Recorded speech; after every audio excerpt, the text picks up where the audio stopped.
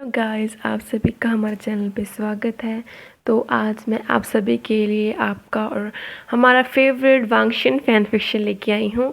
तो ये जो फ़ैन फ़िक्शन है इसकी स्टोरी काफ़ी यूनिक सी और काफ़ी सस्पेंस क्रिएटेड है। जो हमारा जो वांगजी है वो एक अल्फ़ा है और जो हमारा वियंग है वो एक ओमेगा है। ओमेगा और वो भी रेयर ओमेगा। और जो हमारा वांगजी है वो वार जनरल है, नेक्स्ट हायर है, सेक्ट का अपने और आने वाला लीडर है। और जो ओमेगा है हमारा बेचारा वीवुशियन, वो एक क्यूट सा नोटी सा अपने आप में खुश रहने वाला पर्सन है।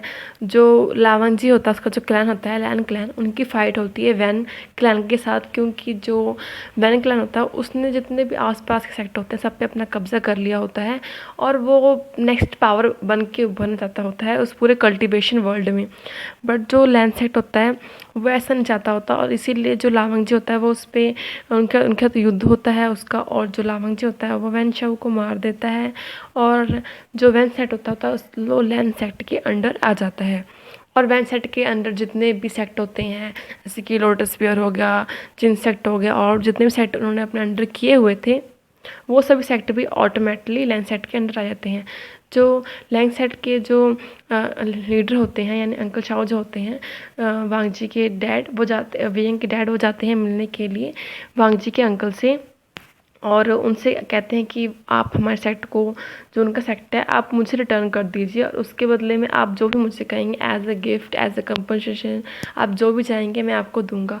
तो जो अंकल होते हैं लैंडग्रैंड होते हैं वो कहते हैं कि ठीक है मैं आपको दे दूंगा, बट उसके बदले में आपको जो आपका जो बेटा है जो कि वियंग है वो एक रियर ओमेगा है, उसे आपको as a bride, as a gift देना होगा लावांग जी के लिए। तो ये बात सुन के जो वियंग के डैड होते हैं वो काफ़ी टेंस रहते हैं कि अब क्या होगा, क्योंकि उन्होंने अपने जो बच्चे को हमेशा दुनिया छुपा के रखा कि किसी को पता ना चले उसके बारे में कि वो एक रियर ओमेगा है। बट पता नहीं कैसे लैंडसेट को उसके बारे में पता है और वो उस चीज़ की डिमांड कर रहे हैं। फिर उन्होंने अपने फैमिली, अपने लोगों के बारे में सोचा और बहुत सोचने के बाद उन्होंने इस रिश्ते के लिए हाँ कर दिया। और जब वो घर आके ये बात सबको बताते हैं, मैडम वैन को, जीजे को, जंगशा को, तो इस सुन के सभी काफ़ी टेंस हो जाते हैं क्योंकि उन्होंने सुन रखा था कि जो लावंग जी है वो काफ़ी कोल्ड हार्टेड पर्सन है। वो कम लोगों को बुलाता है और वो अपने आप में ही रहता है और हर टाइम वार की तैयारी, अपने सेक्ट के बारे में वर्क करता रहता है और वो बहुत ही ज़्यादा अपने अंकल के कहे को मानता है, जैसा वो कहते हैं वो वैसे ही करता है। तो जो हमारा वेयंग होता है वो ये सब सुन के उसे भी थोड़ी टेंशन सी होने लग जाती है कि अब क्या होगा। अब तो उसकी शादी फिक्स हो चुकी है, बट फिर वो सोचता है अपने सेक्ट के बारे में और फिर वो भी एक झूठी सी स्माइल, छोटी सी स्माइल दे कहता हुआ कि हाँ मुझे भी खुशी होगी कि इतने अच्छे पावरफुल सेक्ट में मेरी शादी होगी, और उसके लिए वो राज़ी हो जाता है। जबकि उसे अंदर से परेशानी, टेंशन सी होती है कि अब क्या होगा, बट फिर भी वो किसी को दिखाता नहीं है और इसके लिए राज़ी हो जाता है। और वो अपने कमरे में जाके बैठ जाता है। इतने में शीजे उसके पास आती है जनरली, और वो उसके पास बैठ के पूछती है कि आशियान तुम ठीक हो? तो फिर वो कहता है कि हाँ शीजे मैं बिल्कुल ठीक हूँ, मुझे क्या हुआ है? तो वो कहते हैं तुम चिंता मत करो, सब कुछ ठीक ही होगा। जो लावंग जी है वो एक अच्छा आदमी है, मैंने आज तक कभी उसके बारे में कोई बुरी बात नहीं सुनी है और मुझे यकीन है वो तुम्हें भी हैप्पी रखेगा। तो ये बात सुन के जो हमारा वेवुशियन है वो हल्की स्माइल देता है और शीजे के गोद में अपना सिर रख के लेट जाता है।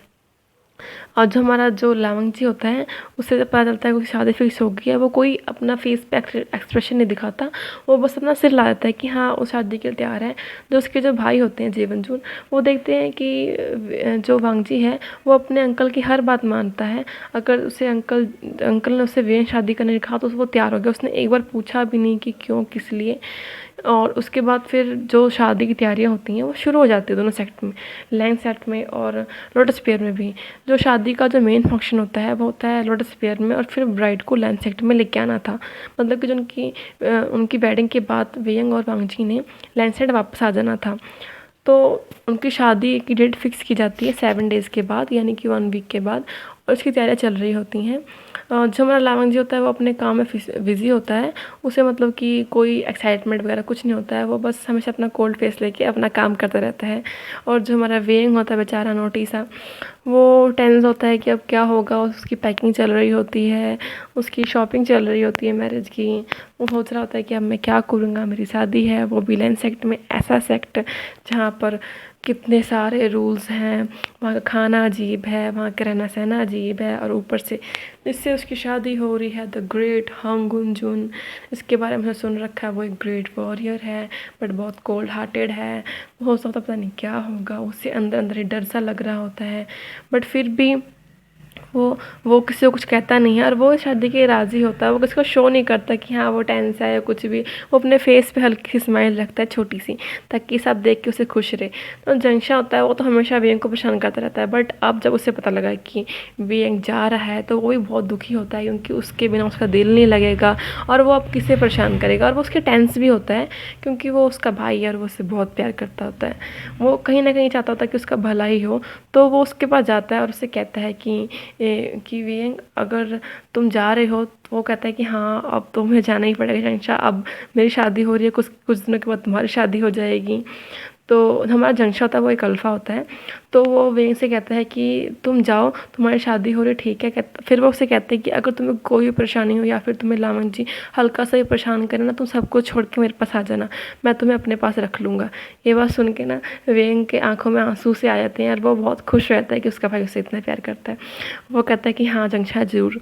उसके बाद उनकी शादी का दिन आ जाता है, और उस दिन हमारा जो वेभूषण होता है, वो उसने अपने रेड कपड़े पहने होते हैं, रेड वेल पहनी होती है, गोल्ड की ज्वेलरी लगाई होती है, बहुत हैवी बन बनाया होता है। और वो हमारे वांग जी के लिए शादी करने के लिए बैंक्वेट में जाता है, हॉल में जाता है। वहाँ पर वांग जी भी आया होता है, उसने रेड कलर के रोब पहने होते हैं, उसका फोरहेड रिबन था, और उसके फेस पे कोई एक्सप्रेशन नहीं था हमेशा की तरह, बट वो बहुत बहुत बहुत हैंडसम लग रहा था। यही कारण है कि उसे द मोस्ट हैंडसम हांग गुंजुन कहा जाता है। वो वेइंग की तरफ देखता है, मतलब जो वेइंग होता है वो वेल में से वांग जी की तरफ देखता है, और वो धीरे धीरे अपने कदम बढ़ाते हुए जाता है उसके पास, और वो दोनों एक दूसरे की तरफ देखते हैं और 3 बार बाउज लेते हैं, हेवन की तरफ, एंसेस्टर की तरफ, और एक दूसरे की तरफ, और एक दूसरे को अपना as a husband wife consider करते हैं, और उनकी शादी कंप्लीट होती है। उसके बाद उनका बैंक्वेट रखा जाता है। बैंक्वेट में वो लोग आराम से बैठ के सब कुछ देखते हैं, एंजॉय करते, सबसे बातें करते हैं, और उसके बाद वो लोग लैंड सेट के लिए निकल जाते हैं। और लैंड सेट पहुँच के उनका एक छोटा सा बैंक्वेट होता है, अब रात हो चुकी होती है, और फिर वो अपना बैंक्वेट एंड करते हैं, और उसमें लैंड कुछ बातें कहते हैं वियंग को कि अब तुम्हें ऐसे रहना है, वैसे रहना है, और उसे गिफ्ट दिए जाते हैं, छोटे बड़े गिफ्ट जो लावंग जी के ब्रदर होते हैं जेवोजुन, वो भी आते हैं और वियंग को बड़ा सारा गिफ्ट देते हैं। इसमें बहुत सारे सिल्क कपड़े, ज्वेलरी, बहुत कुछ होता है, और उन दोनों को ब्लेसिंग देते हैं कि तुम्हारी शादी बहुत अच्छी जाए। और उसके बाद जो हमारा वियंग और वांग जी होते हैं वो अपने वेडिंग चैम्बर की तरफ निकल जाते हैं।